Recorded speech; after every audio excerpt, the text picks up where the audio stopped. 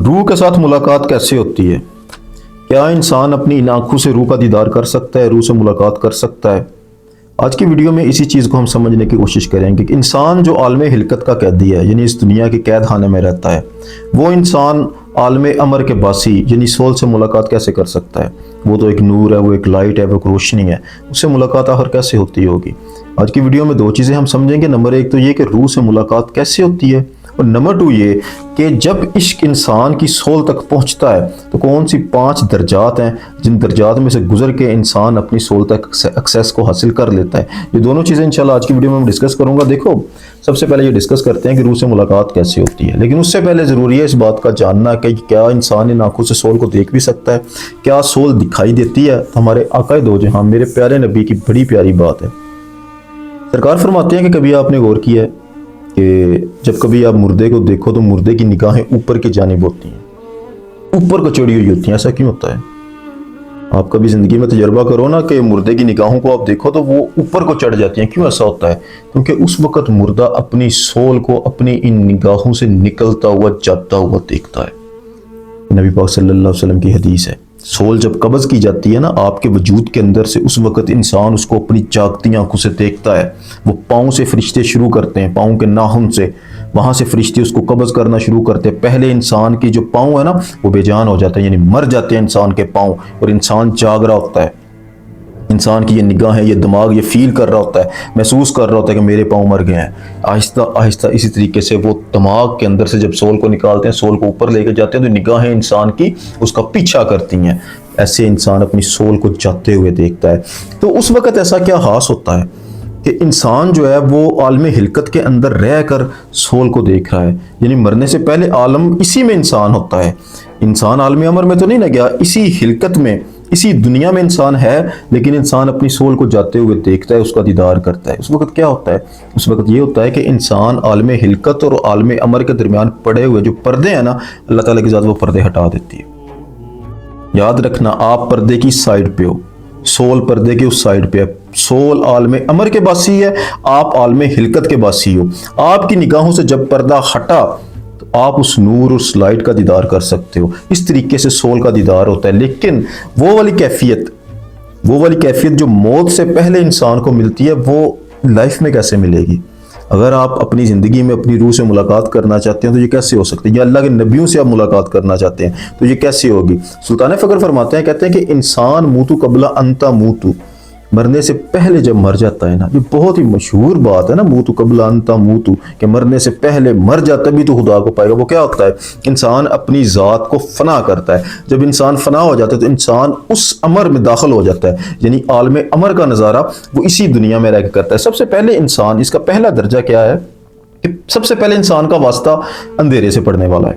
انسان کبھی بھی اپنا سفر شروع کرے، شروع اس نے اندھیرے سے کرنا ہے۔ اندھیرے سے نور تک کا سفر ہوتا ہے۔ یہ اندھیرا حلقت ہے، نور امر ہے۔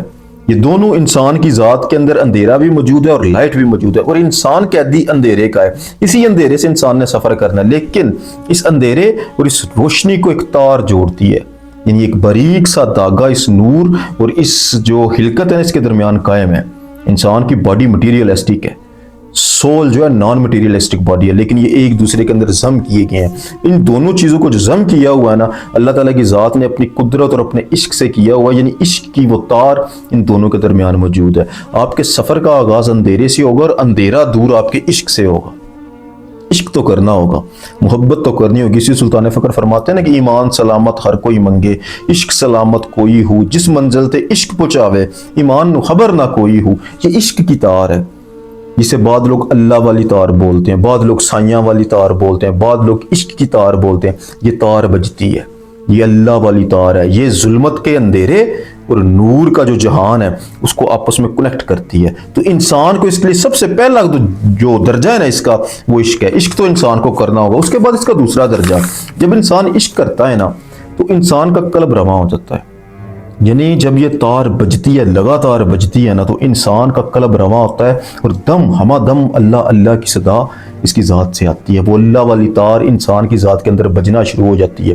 یہ اس کا دوسرا درجہ ہے۔ اس کے بعد انسان کو اپنے قلب میں سر الہی ملتا ہے، انسان اپنی ذات سے واقف ہو جاتا ہے، انسان اپنے راز سے واقف ہو جاتا ہے اور انسان کو سیدھا رستہ عطا کر دیا جاتا ہے۔ یعنی اس وقت انسان، کوئی بھی انسان ہے، جیسے ابن العربی فرماتے ہیں کہ انسان، ہر انسان اپنی آپ میں ایک کائنات ہے، اپنی ذات کے اندر ایک اسم ہے، یعنی اس کا ناطہ اللہ تعالیٰ کی ذات کے کسی نہ کسی اسم کے ساتھ جڑا ہوا ہے، جو اس کا پروردگار ہے، اس کے ساتھ اس نے فیض لیتا ہے۔ وہ والے دو اسم انسان کو عطا کر دیے جاتے ہیں، انسان دم ہمدم ان دو اسموں کو پکارتا ہے۔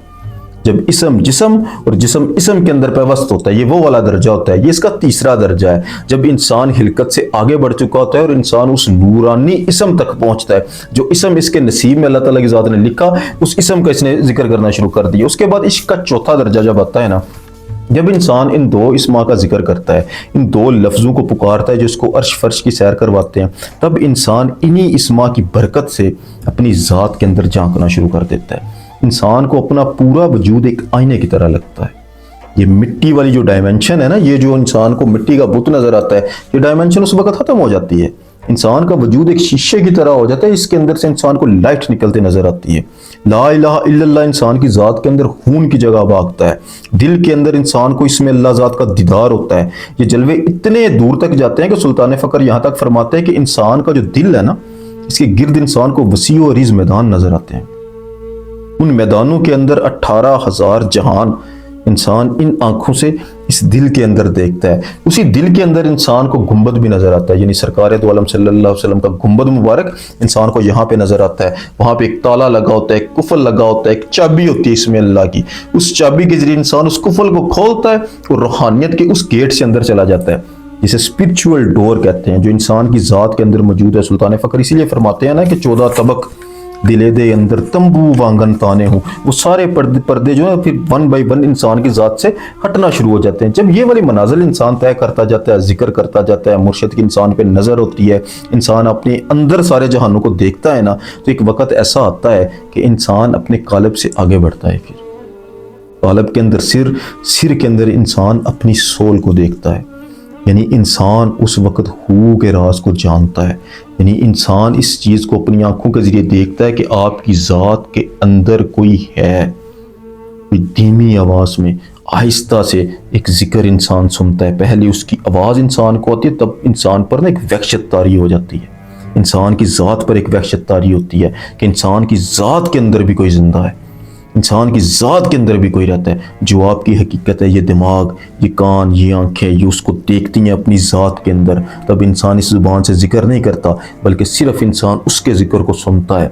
وہ اتنی محبت سے اللہ تعالیٰ کی ذات کو یاد کرتی ہوتی ہے، اور سر کے اندر انسان اپنی سول کو دیکھتا ہے۔ یہ سول انسان کو پھر سمجھ لے کہ عالم امر سے آگے کا سفر کرواتی ہے۔ لیکن یہ 4 درجے جب انسان پہ گزرتے ہیں نا، پہلے انسان ظلمت کے اندھیرے سے آگے نکلتا ہے، دوسرے درجے پہ انسان کا قلب رواں ہوتا ہے، تیسرے درجے پہ جا کے سر الہی، یعنی انسان کو وہ اسم عطا ہوتا ہے جس اسم کے ساتھ انسان کا ناطہ ہے۔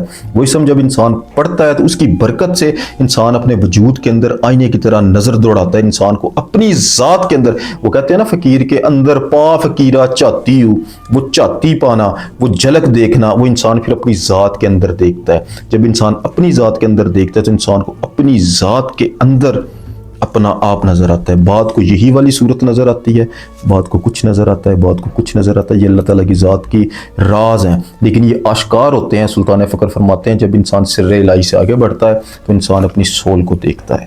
آج کے لیے اتنے، جزاک اللہ خیر و رازق۔